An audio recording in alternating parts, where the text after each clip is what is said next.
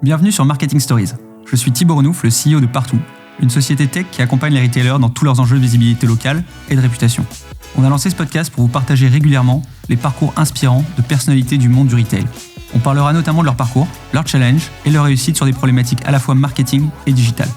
Juste avant de lancer cet épisode, on compte sur vous pour vous abonner, nous laisser un avis et en parler autour de vous. Chez Partout, on est curieux et passionné et c'est pour ça qu'on a lancé Marketing Stories. Bon épisode. Bonjour à tous. Alors aujourd'hui, pour ce nouvel épisode de Marketing Stories, j'ai la chance d'être avec François Leviton. Bonjour François. Bonjour Thibaut.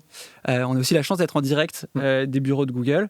On a plein de sujets que je voulais aborder avec toi aujourd'hui, parce qu'il y a plein de nouveautés côté Google. Mais avant tout, je voudrais commencer par te demander de te présenter à nos auditeurs. Tout à fait. Donc, bienvenue chez Google, Google France. Donc, je suis François Leviton et je suis directeur général en charge de toutes les solutions marketing et publicité et de la relation avec l'ensemble des partenaires et l'écosystème. Trop bien. Le sujet un peu qu'on va traiter aujourd'hui, c'est donc l'innovation, c'est l'IA. Donc, on est juste après l'événement Google I.O., qui est l'événement annuel le plus attendu, je pense, de tous ceux qui suivent Google.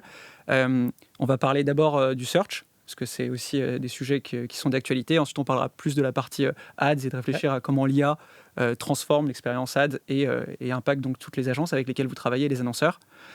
Pour prendre le premier sujet, je voudrais repartir sur la base de tout ce que vous êtes en train de construire, c'est-à-dire votre modèle LLM, qui est donc un Large Language Model, qui est l'intelligence artificielle que vous utilisez. Est-ce que tu peux nous expliquer les changements qu'il y a eu de Gemini, les premiers modèles, jusqu'à aujourd'hui, et surtout les dernières innovations que vous avez mis en place? Alors, effectivement, ce qui est intéressant, c'est qu'il y a eu une accélération là, depuis 2023-2024 dans l'AI. Mais qui dit accélération dit que ça avait démarré un peu avant. Et effectivement, chez Google, ça fait 10 ans qu'on fait de l'AI, qu'on développe, qu'on fait de la recherche en AI et qu'on développe des solutions à base d'AI. Donc on a eu des premières plateformes qui ont permis, notamment sur le moteur de recherche, de faire, quand on tapait une query, l'autocomplétion, c'est de l'IA. Donc c'était déjà présent il y a plusieurs années, avec des modèles qui s'appelait BERT, par exemple. Premier modèle. Donc, il y avait cet aspect application, mais il y a aussi l'aspect recherche. On a publié pas mal de recherches fondamentales, et notamment dans... C'est ça que j'ai découvert aussi, en fait, Google a fait tout ce qui est Word2Vec, les modèles Transformer. Le modèle Transformer, c'est un papier de recherche qui a été publié, qui a été mis dans le grand public et qui a permis à des sociétés, notamment concurrentes, de développer des solutions. Donc, l'AI a démarré déjà il y a assez longtemps. Ça a permis déjà de développer des solutions qu'on dit plutôt de l'AI prédictive, qui a permis, avec des modèles d'apprentissage, de pouvoir finalement, sur une base de données, projeter ou prédire des comportements futurs. Maintenant, ce qui s'est passé, c'est qu'en 2023-2024, il y a eu une accélération. Et si on prend un peu de recul, pourquoi il y a eu cette accélération? C'est qu'il y a 3 ingrédients dans l'IA que tu connais. Il faut de la donnée. Il faut des algorithmes. Les algorithmes, ils étaient là depuis très très longtemps. Notamment, je faisais référence à Transformer ou à ces papiers de recherche. Et puis, il faut du computing, de la capacité de calcul. Du GPU ou TPU. Et en fait, la vraie accélération en 2023-2024, c'était la capacité de computing, de traiter des données, des volumes de données et de la modélisation pour faire ces modèles LLM à grande échelle. Et donc, on a cette inflexion qui permet aujourd'hui de passer de l'AI prédictive, qui existe toujours, à des solutions basées sur l'AI générative. Voilà. Donc, ça permet un peu de montrer le contexte. Nous, dans ce cadre-là, on a fait évoluer nos solutions et nos modèles LLM, puisqu'on avait déjà des modèles LLM, et on a rebrandé nos modèles LLM sous la marque Gemini. Donc, on a lancé l'année dernière Gemini 1.0, qui a permis en fait de lancer nos solutions, notamment de chat conversationnel à base qui s'appelait Bard au début. Qui s'appelait Bard. Et là, l'annonce qu'on a faite à Google I.O. cette année, c'est l'évolution de modèles. Alors, il y a eu beaucoup d'annonces de modèles qui s'adaptent à la taille de l'ordinateur, de la capacité. Mais fondamentalement, la grosse annonce de Google I.O., c'est Gemini 1.5 Pro, qui est la version la plus avancée de modèles, sans doute, sur le marché, et qui a 3 composantes principales par rapport à ce qu'on avait annoncé l'année dernière. La première, c'est que Gemini 1.5 Pro intègre du multimodal. C'est-à-dire que le modèle est construit pour nativement pouvoir donner du texte, de l'image, de la vidéo, et produire en retour, quand on rend un prompt qui peut être un mix de texte, de modèles, de photos ou de vidéos, d'avoir en réponse à ce prompt une réponse qui va elle aussi donner une composante à base de texte, d'images et de vidéos. Donc multimodalité au cœur de ce modèle. La deuxième évolution importante de ce modèle, c'est ce qu'on appelle le context windows. Donc c'est dans un prompt, c'est la taille du prompt en fait. Initialement, les prompts, c'était quelques questions, quelques lignes. Là, dans ce modèle-là, on a une capacité d'intégrer un prompt jusqu'à 1 million de tokens.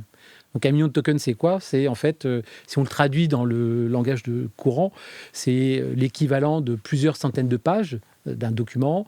Ça peut être une vidéo jusqu'à 1 heure ou des centaines d'emails. Donc en fait, on est sur une capacité de nourrir le modèle LLM avec un contexte qui est extrêmement riche. Ouais, c'est-à-dire qu'avant, on était bloqué. Avant, on était bloqué à quelques tokens, quelques centaines de tokens.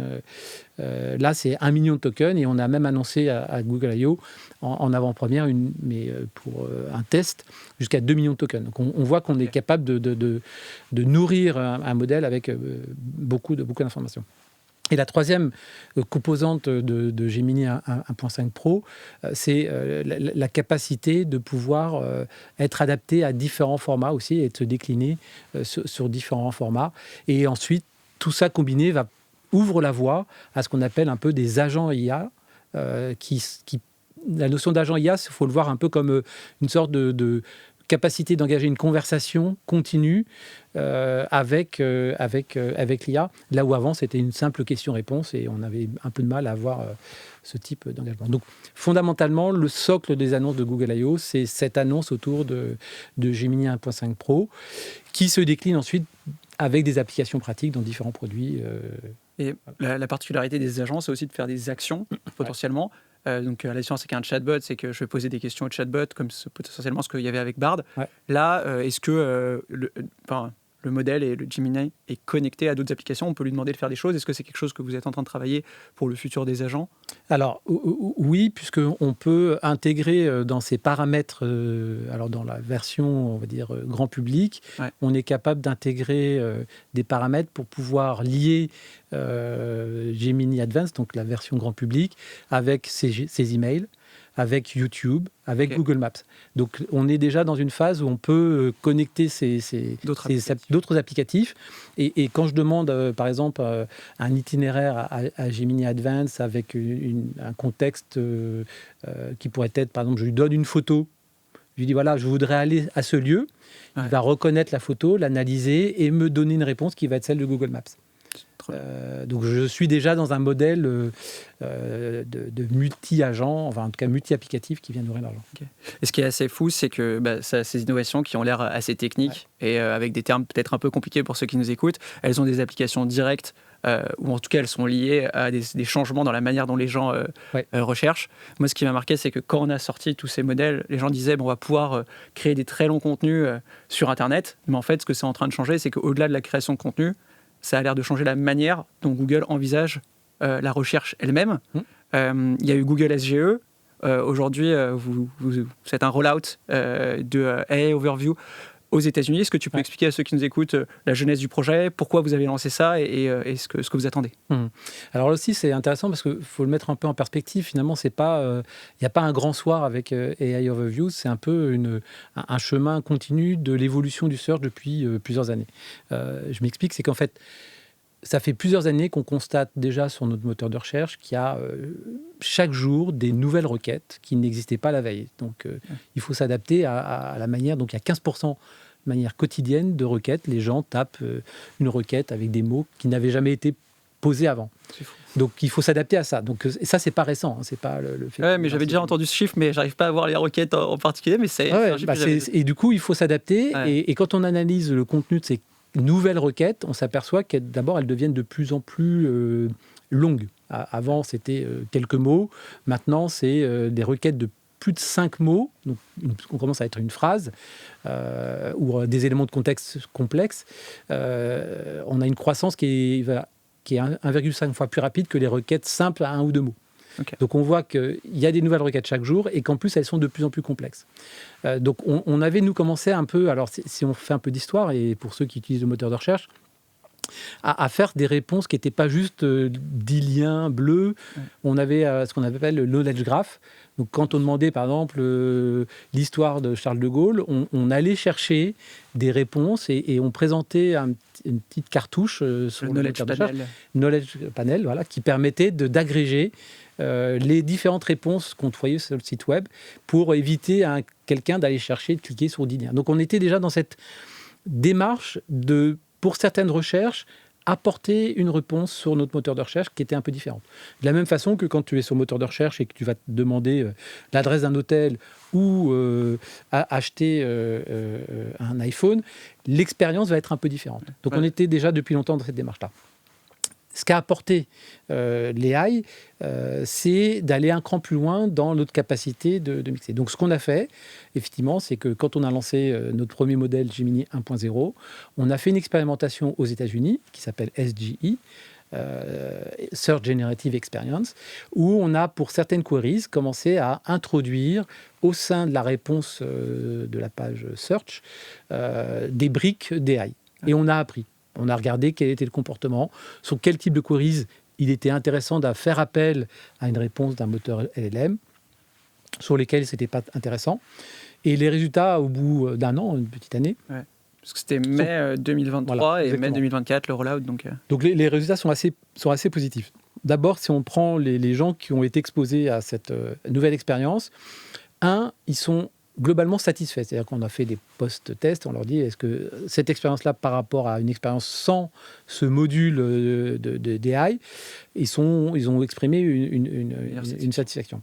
Et après, ce qu'on a constaté, nous, d'un point de vue plutôt quanti, parce qu'on aime bien les chiffres chez Google, c'est, mais concrètement, comment ça se traduit. D'abord, on a constaté que les gens restaient un peu plus longtemps sur le moteur de recherche et naviguaient au-delà de la réponse qu'on apportait avec la réponse LLM, en cliquant plus et avec des clics qui étaient de meilleure qualité parce que les gens allaient cliquer sur des liens qui étaient plus pertinents. Donc rester plus longtemps. Tu parles de ces liens, pour bien comprendre, c'est les liens qu'on trouve à droite de AI Overview, ou tu parles aussi des liens qui sont en dessous? C'est des liens qui sont en dessous aussi. Okay. Donc en fait, il y a le fait que on apporte une satisfaction parce qu'on apporte un premier niveau de réponse agrégé, mais qui n'empêche pas le client, enfin l'utilisateur, de cliquer pour aller chercher l'information un peu plus précise derrière.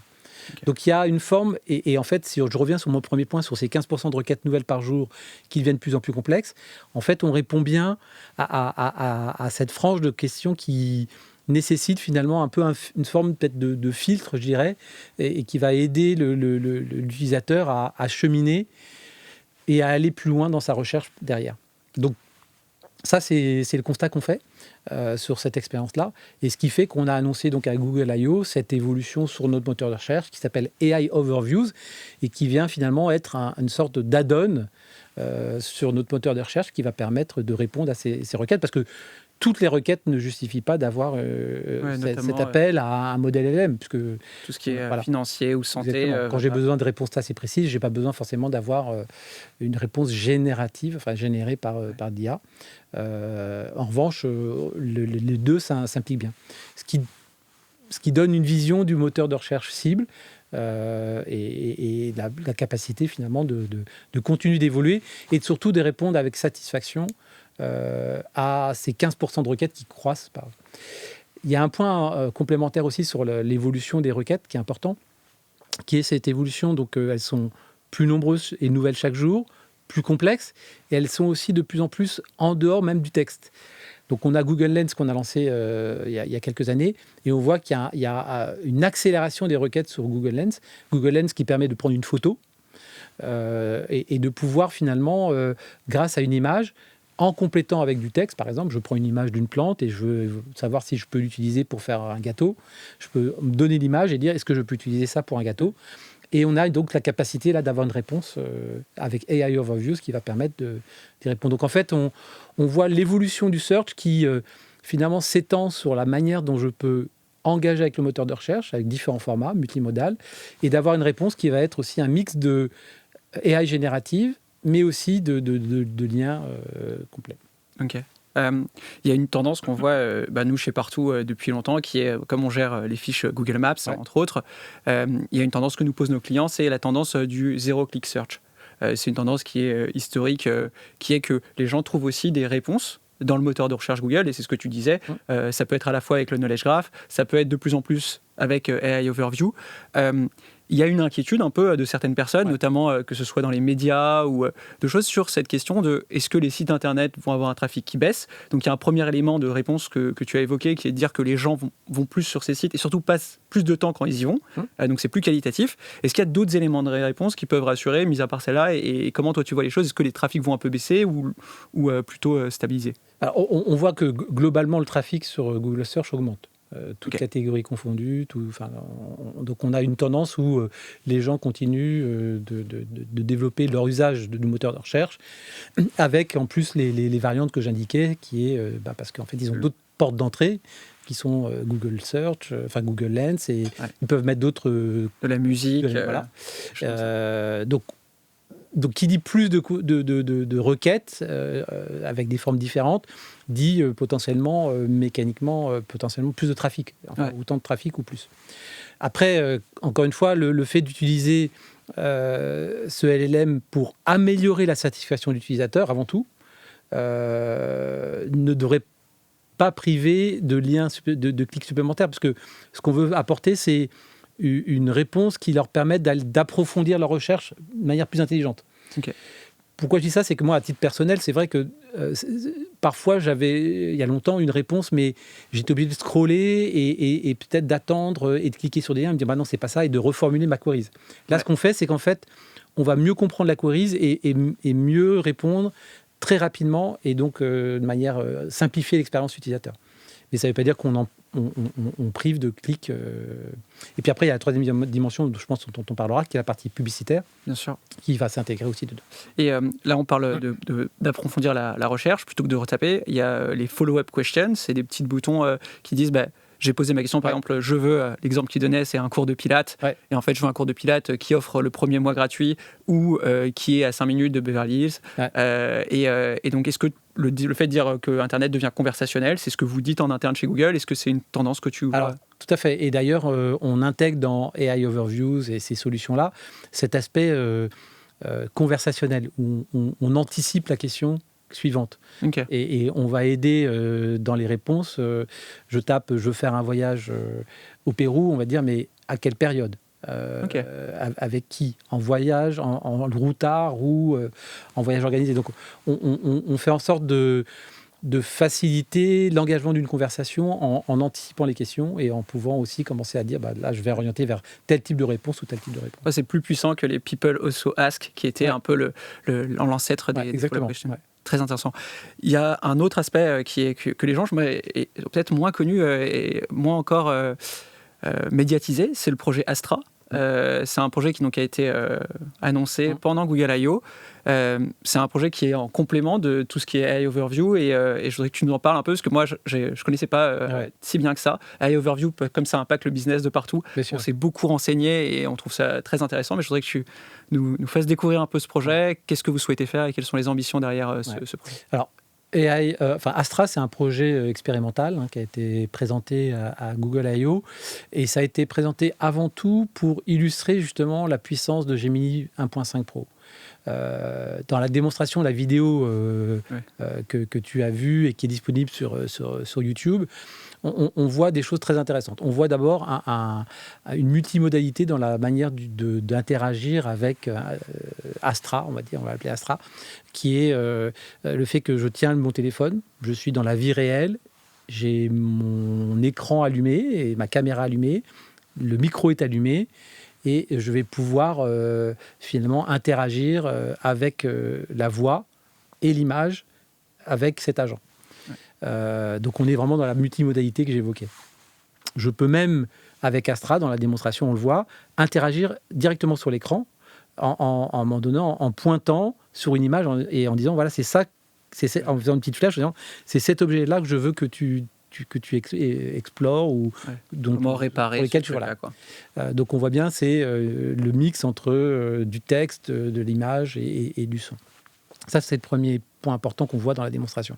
Le deuxième, c'est effectivement les fonctionnalités de type AI générative, où je vais lui présenter un problème et je vais lui demander d'interpréter. Ça peut être un dessin où je vais dessiner des cheveux un peu frisés et quelqu'un qui tire la langue, je vais lui demander qu'est-ce que ce dessin illustre. Et il va me répondre, ça illustre Einstein.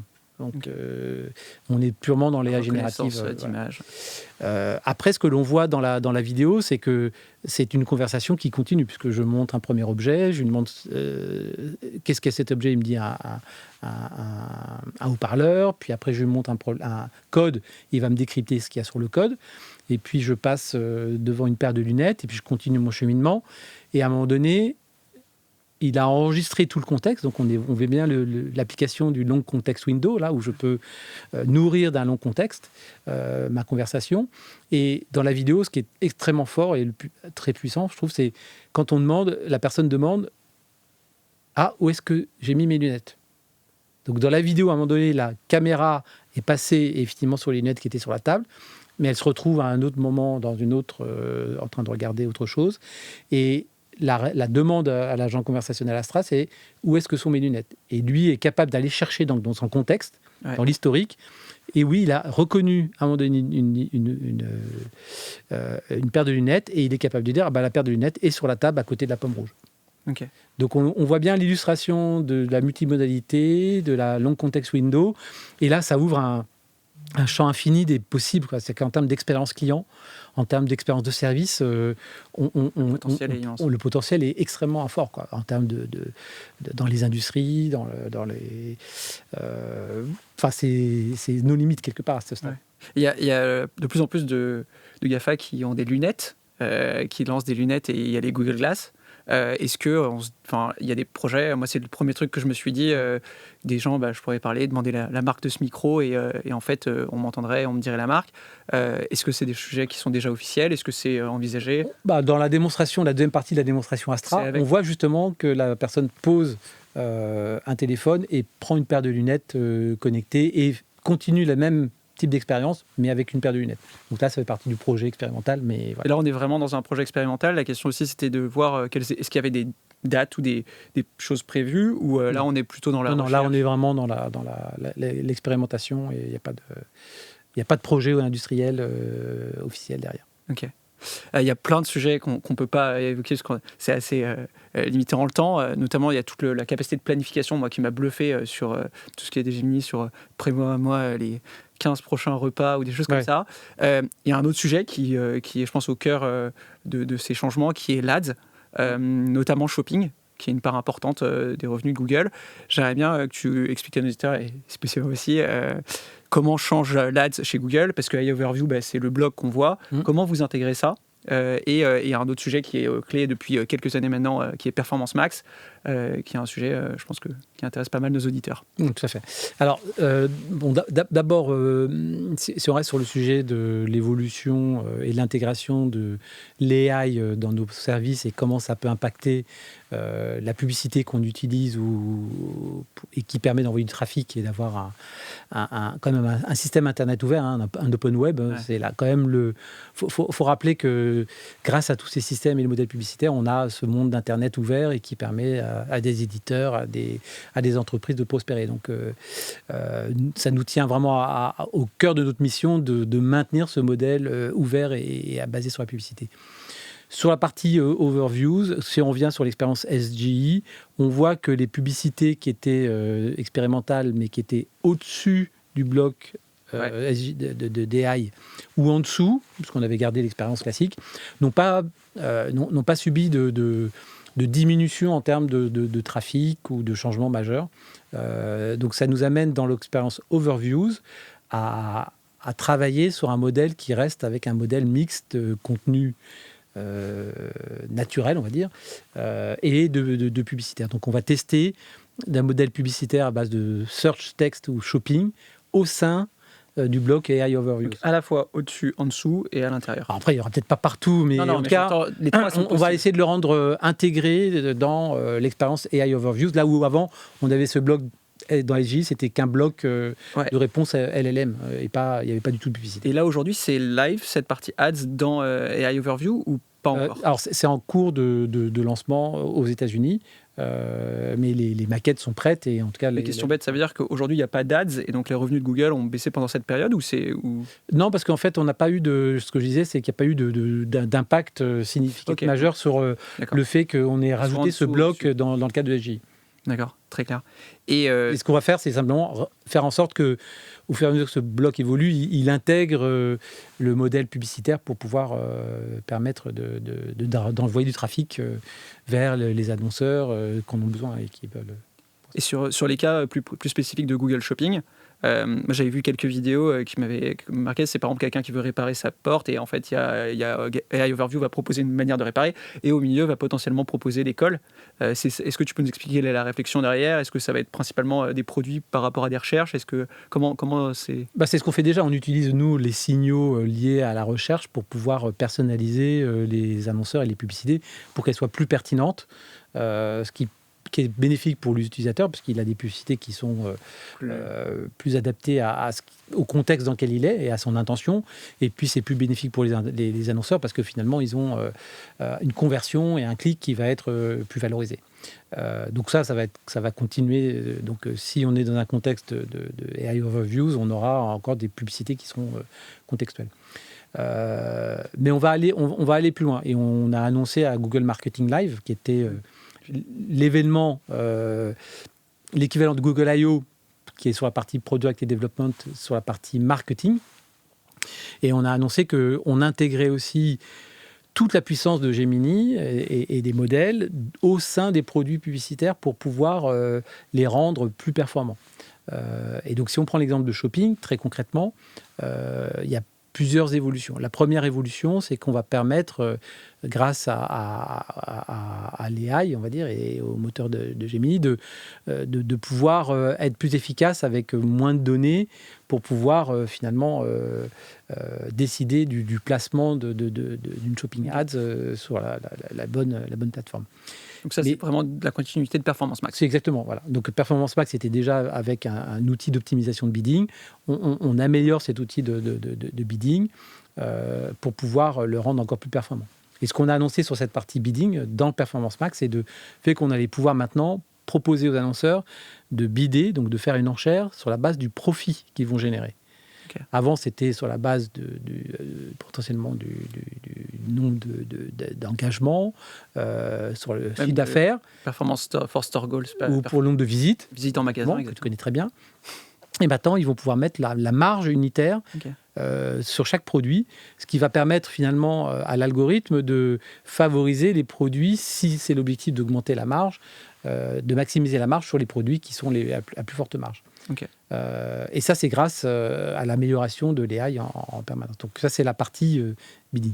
Mais dans une campagne, il y a la partie créa aussi. Ouais. Et dans Performance Max aussi, on intègre des fonctionnalités d'IA qui vont permettre d'affiner et d'améliorer les éléments créatifs qui sont utilisés pour une campagne Performance Max.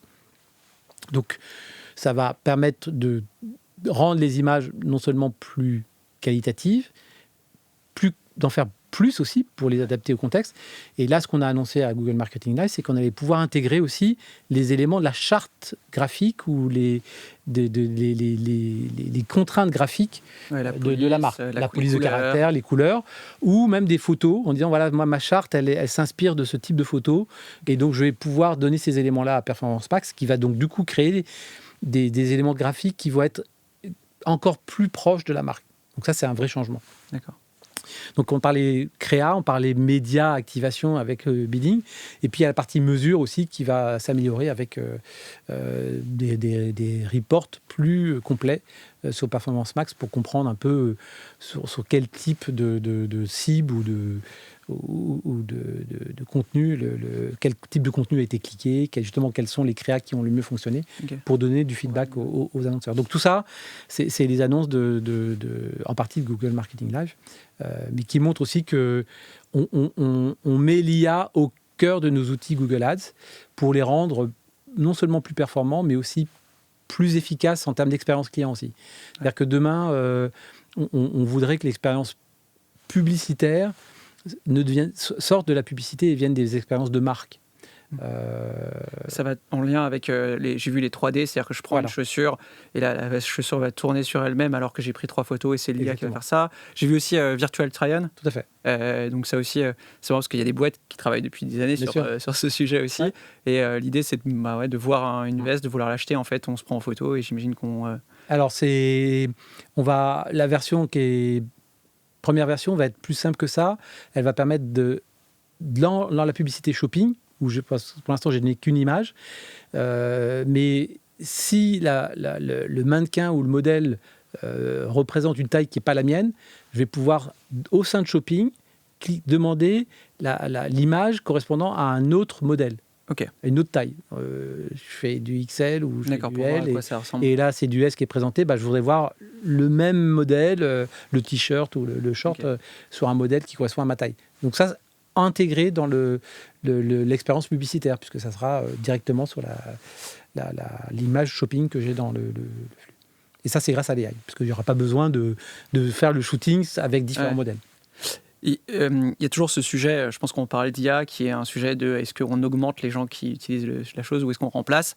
Et là, on parle de créa, on parle aussi de l'écosystème Google, puisque Google fait aussi de la vente en indirect, c'est-à-dire qu'il y a plein d'agences, des agences françaises avec lesquelles partout travaillent. Et donc, il y a ce sujet-là qui remonte, c'est comment, dans cet nouvel écosystème, dans ce nouveau paradigme, les agences peuvent collaborer avec Google. Qu'est-ce que fait Google pour former ces agences ? Est-ce que vous vous en débarrassez ou je ne pense pas. Je pense que vous allez les aider. Donc, c'est quoi un peu la stratégie là-dessus ? Moi, depuis que je suis chez Google, ça fait 8 ans, cette question est posée. Et ce que je vois sur le terrain, c'est que de plus en plus, nos clients directs s'entourent et s'accompagnent de partenaires, d'agences multiples, et ça n'a pas diminué, ça a même plutôt augmenté. Et même les plus avancés, les pure players qui, à un moment donné, ont parfois voulu intégrer. On peut intégrer certaines compétences à un certain temps, mais globalement, reviennent parfois en arrière en disant non, en fait, j'ai compris qu'il y avait un savoir-faire, il y avait une compétence précise, et j'ai plutôt intérêt à chercher l'expertise précise qui va rester au niveau à l'extérieur, plutôt que de former des gens qui seront peut-être pas adaptés à mon besoin dans quelques mois. Et je pense que quand on regarde ce qui se passe en ce moment avec l'accélération de l'IA, etc., on voit qu'on a un rapport au temps d'ailleurs qui s'accélère. Le futur est déjà aujourd'hui. Quand on prend la démonstration d'Astra, je pense qu'on l'aurait présenté il y a 1 an et demi, mais tout le monde aurait dit oui, c'est le futur, c'est un bon film de science-fiction. Mais en fait, non, c'est aujourd'hui. Et donc, le besoin d'avoir des agences, des partenaires qui accompagnent les entreprises dans cette transformation, parce qu'on parle bien d'une transformation. Moi, ça fait pas mal d'années que je travaille. On parle souvent, c'est un peu galvaudé là, de transformation, mais là, on vit vraiment une transformation qui est plutôt de l'ampleur de celle de l'électricité. Donc, on est sur un changement de technologique, économique, sociétal, politique majeur. Et cette transformation-là, elle va nécessiter l'accompagnement pour toutes les entreprises de faire un vrai changement, une vraie évolution, et les agences, les partenaires vont avoir un rôle majeur à jouer. Ce que ça va changer quand même pour les agences, c'est effectivement de s'adapter quand même à certains métiers. Donc, certains métiers de créa vont être un peu différents. Il va falloir travailler plus sur l'accompagnement. Le business model va changer pour les agences et les partenaires. Mais le besoin d'accompagnement dans ces transferts technologiques, voilà. Le business model, pourquoi il change parce que par exemple, notamment c'est sur la partie, si on prend juste la partie marketing média, c'est vrai que la valeur ajoutée va être plus seulement sur la partie média, où historiquement une agence pouvait prendre un pourcentage, mais va s'étendre sur la partie média, mais aussi créa, qui va être beaucoup plus proche du média, de l'activation média, et sur la partie mesure, par exemple.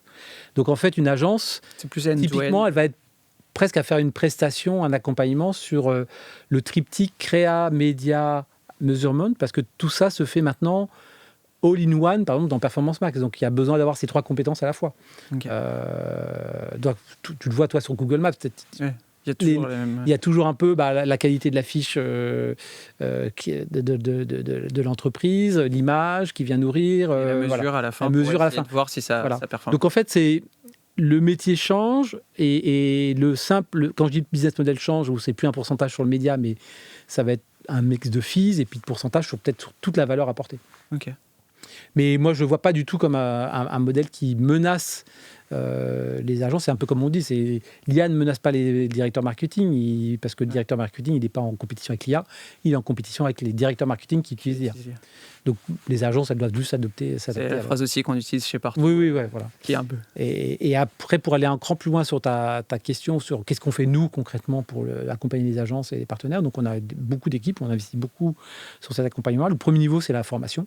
Bien évidemment, on les forme pour qu'ils comprennent d'abord ce qui est en train de se passer donc avec nos insights, hein, parce qu'on parlait d'expérience client.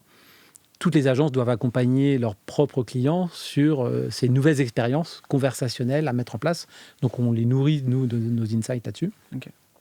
Le deuxième, c'est sur nos produits, ici. Donc, les expliquer comment les produits évoluent pour qu'ils s'adaptent et construisent l'offre de service qui est adaptée à l'évolution de nos produits. Et puis, enfin, on les accompagne aussi sur ces sujets de transformation.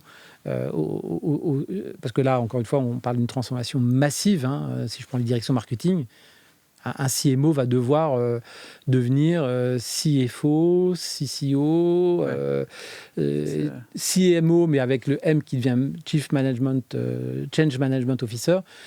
Et ça nécessite aussi de l'accompagnement de la part des agences et partenaires pour pouvoir faire cette grande transformation qui est en cours. Et on est juste au début en plus. Je suis en train de préparer un podcast, un webinaire, sur comment les annonceurs doivent se préparer à ce changement. Ouais. J'ai réfléchi un peu, j'aimerais bien avoir ton point de vue, et c'était deux trucs que je m'étais dit. C'était le premier, c'est les API, et le deuxième, c'est la data. Parce que Google est connecté à de plus en plus de choses. Il y a Google Shopping, donc c'est au Merchant Center. Nous, dans notre secteur, c'est Google Maps. Donc les horaires doivent être à jour. Côté Google Shopping, il y a plein de sujets. Est-ce que les stocks sont à jour? Il y a Local Inventory Ads, plein de termes techniques. Et à côté, il faut des API pour connecter ces choses-là. Il faut que la data, au départ, elle soit propre. Est-ce que c'est des choses que tu partages? Est-ce qu'il y a d'autres choses que tu pourrais dire à nos auditeurs qui sont généralement des directions marketing? Non, je pense que tu as bien... Il y a sans doute un troisième pilier. Donc, finalement, il y a la data. Les API, c'est un peu l'infrastructure. Et puis, les connecteurs avec l'infrastructure qui vont permettre au système d'une entreprise de s'appuyer sur des services tiers intelligents. Moi, je pense qu'il y a une troisième dimension qui est la partie humaine. C'est facile, hein, mais... Non, mais... mais il y a tout un sujet de training, de montée en compétences des équipes. Derrière la partie humaine, il y a la partie organisationnelle aussi, casser les silos. Quand je parlais du changement du rôle du CMO qui va devenir un Change Management Officer, il y a cette notion aussi de médiation, de travailler différemment dans les COMEX. Nous, on fait beaucoup, on travaille beaucoup avec les CFO, par exemple, pour leur expliquer comment fonctionne maintenant le marketing moderne digital, où c'est plus un modèle où le CFO donnait un budget au début d'année au directeur marketing, il se débrouillait. Ça devient un vrai levier d'investissement et donc qui doit être intégré dans qui génère la top line. Donc on les éduque à ça. Et il y a un troisième sujet dans la partie humaine qui est la gouvernance. Parce qu'en fait, ça ouvre une question sur justement le pilotage des entreprises qui ont de moins en moins de certitudes, qui doivent s'appuyer sur finalement d'expérimentation. S'ils lancent eux-mêmes des services d'AI, il va falloir avoir un comité d'éthique. Il va falloir avoir un comité de transformation, un comité de sélection des projets. Enfin, il y a tout un sujet de gouvernance qui est assez nouveau, de compliance avec la réglementation. Donc, ce qu'on a nous déjà chez Google, parce qu'on vit ça depuis nos origines, et ça s'accélère depuis 10 ans, mais qui va se translater vers les entreprises. Donc, il y a ce sujet de gouvernance qui n'est pas un petit sujet. C'est Responsible AI. C'est le Responsible AI, mais en gardant l'audace. Donc c'est bien sûr, gestion des risques. Ça me marque beaucoup parce que dans notre quotidien, tout ce que tu évoques sur le désiloté, c'est des choses qu'on voit et j'ai l'impression qu'on a encore du chemin parce que nous, nos clients, il y a le e-commerce et le réseau de points de vente. Et alors qu'on est sur le canal, et j'ai l'impression que ça fait déjà 10 ans qu'on dit que en fait, les deux se rejoignent parce que le digital, c'est pas que du e-commerce, c'est aussi du point de vente, de la vente en physique. Donc je pense qu'il y a pas mal de travail à faire sur ce côté désilotage et changement des organisations. Est-ce qu'il y a un autre sujet que tu voulais évoquer aujourd'hui, sur lequel tu voulais partager à nos auditeurs, qu'on aurait oublié? Non, moi, je voudrais juste dire que moi, à titre personnel, il y a eu 2-3 moments un peu incroyables dans ma vie.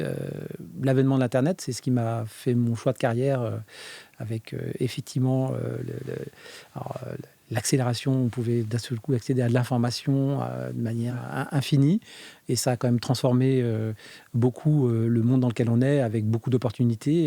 Et quand on voit le bilan au global, je pense qu'on vit dans un monde qui est incroyablement plus riche, et plus connecté, avec plus de la moitié de la population qui a accès à Internet. Donc ça donne aussi accès au savoir. On le voit dans beaucoup de régions du monde. Le deuxième moment majeur, ça a été l'arrivée de l'iPhone et le moment mobile, où là, c'est ce qui a permis d'ailleurs d'accélérer aussi une autre forme de démocratisation d'accès à Internet dans les pays en voie de développement notamment, mais pas seulement. Et là, on vit une troisième révolution, mais qui potentiellement peut être encore plus forte que les deux premières.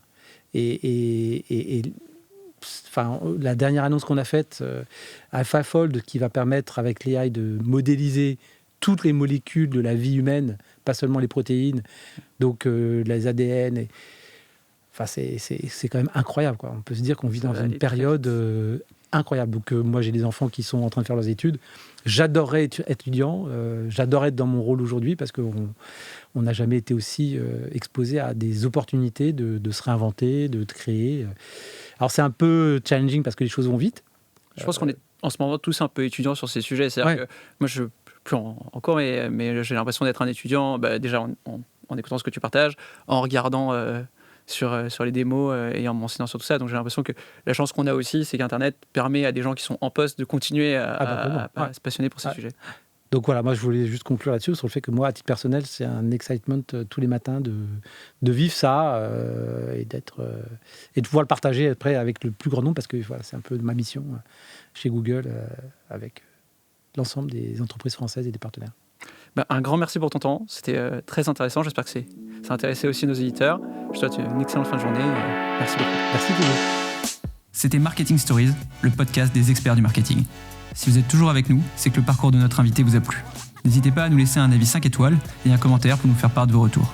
Merci pour votre écoute et à très vite pour un nouvel épisode de Marketing Stories.